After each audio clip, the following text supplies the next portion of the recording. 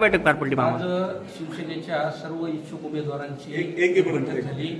अत्यंत मोठा प्रतिसाद होता. आज जवळपास 500-600 इच्छुक उमेदवार आजच्या बैठकीमध्ये उपस्थित होते. त्यांना निवडणुकीच्या अनुषंगाने ज्या काही सूचना द्यायला पाहिजे त्या सूचना आज या ठिकाणी देण्यात आल्या.